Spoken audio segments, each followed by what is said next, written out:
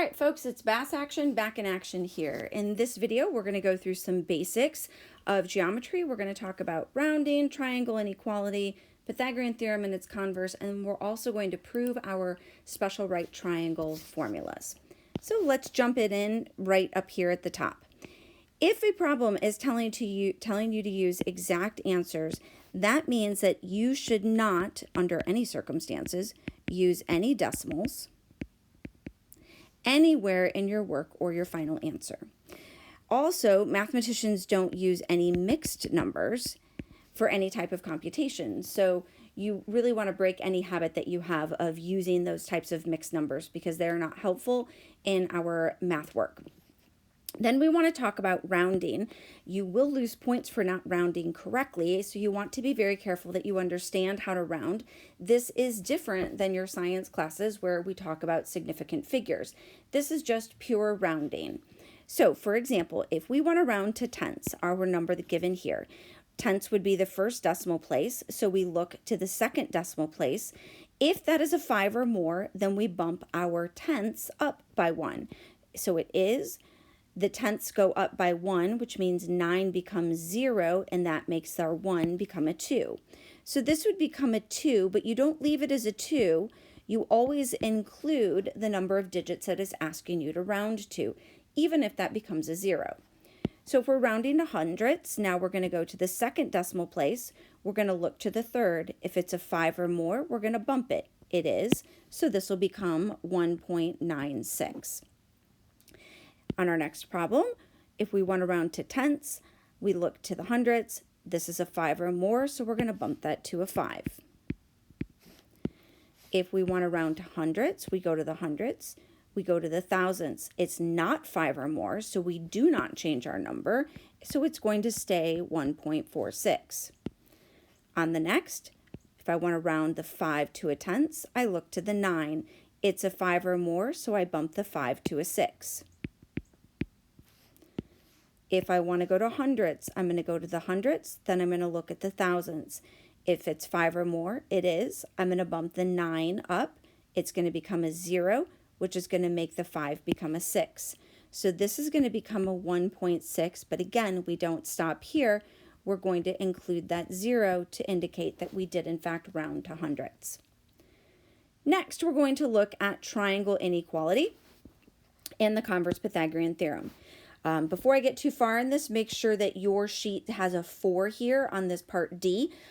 Some of yours have been fixed and some of yours have not.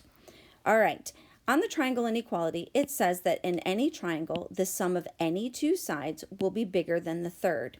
The shortcut that you learned in your geometry days was to find the two smallest and make sure that it was bigger than the third.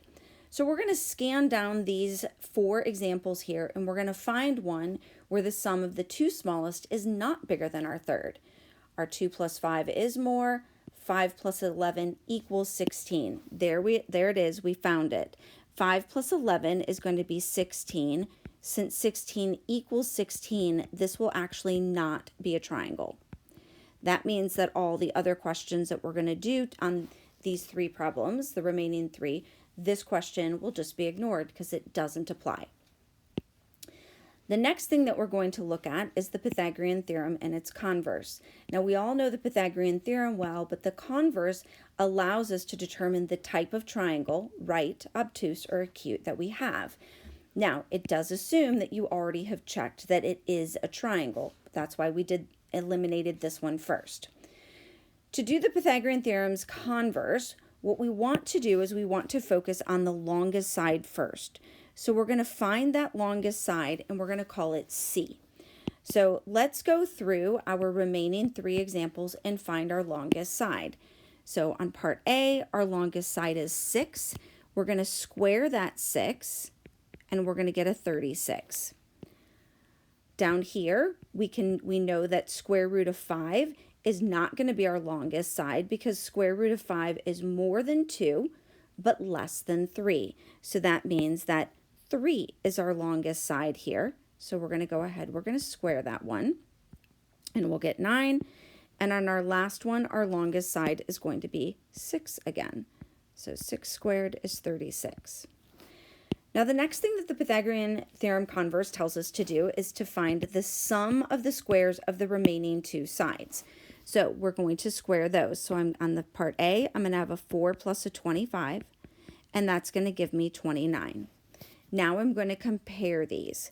Since 36 is more than 29, our c squared is more than the sum, we're going to come down here and we're going to see that on the second one down, c squared is more than it's an obtuse triangle. On the next one, we're going to do the sum of our two squares. That means we're going to have a 4 plus a square root of 5 squared is 5. These are now the same. And we can see that when c squared equals a squared plus b squared, it is a right triangle. Forgot to box in my obtuse up here. And then on our last one, we're going to square our two sides, and we're going to have a 16 plus a 25, and that's going to give us a 41, and we're going to compare again. And we can see now that when our c squared is less, as we have here, our c squared is less, this triangle would be an acute triangle. Okay, so that's another skill that you want to remember from your geometry days. Now the last one that we're going to do is we're going to look at our proofs of our special right triangles. The special right triangles are going to be very important for us in our trigonometry, so we want to make sure that we're comfortable with where these formulas are coming from. On the next page of your foldable, we'll go through some examples with these, but right now I just want to refresh your memory of our formulas. Okay, so on this first one, our 30, 60, 90, the first thing that you want to understand is that in this proof, this is an equilateral triangle that we're working with. Okay, so if this is an equilateral triangle, that means that this angle down here is 60 degrees. If I've drawn in the height of an equilateral triangle, it's going to, of course, bisect that top angle, so this will be 30 degrees. This side of the triangle is actually a 2x long, and since it's equilateral, that makes this side of the triangle also 2x. Now what we're going to do is we're going to draw our attention to this triangle right here. Could be the one on the left as well, but I'm just going to pick this one on the right. And what you can see now is we have created a 30, 60, 90 triangle, which is what we want to understand. So we can see in this right triangle that the x is the short side, okay, the short leg, as you can recall from your geometry days. We can see that this 2x is on the hypotenuse. And what we don't know is the length of the long leg. So we're going to do a quick Pythagorean theorem with these three values to find out what that height is.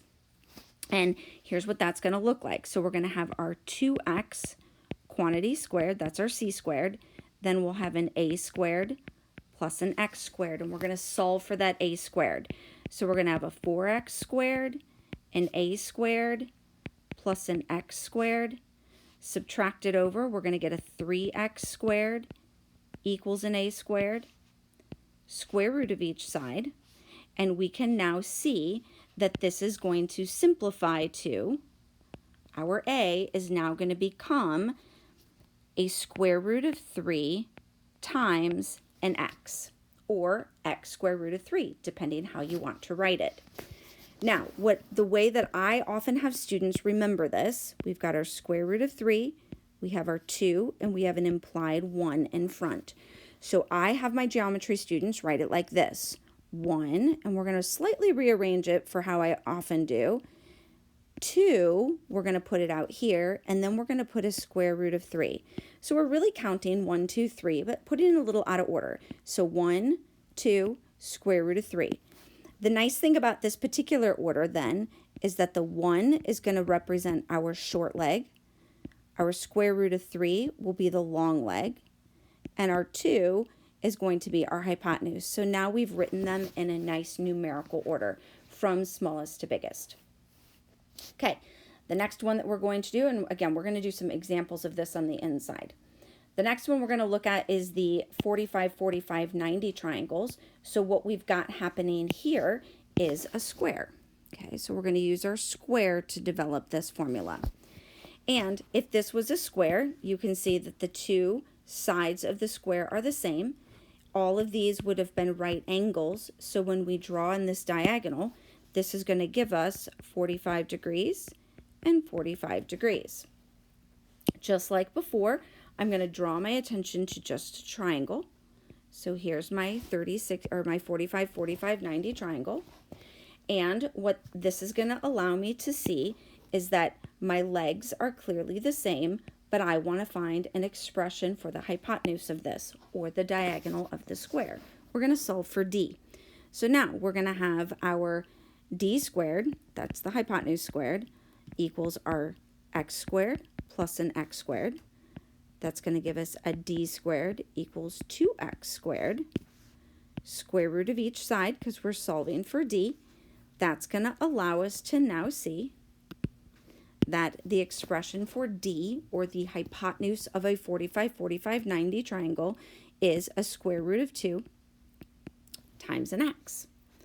So just like we did before, we're going to take this coefficient, the implied coefficient of a 1, the implied coefficient of a 1, and we can now write this as a 1, 1, radical 2, where the 1's and the 1's are the legs, and the square root of 2 is for the hypotenuse. So this is a good way for you to remember the ratios, the extended ratios for our two special right triangles, because those are going to be used significantly this semester.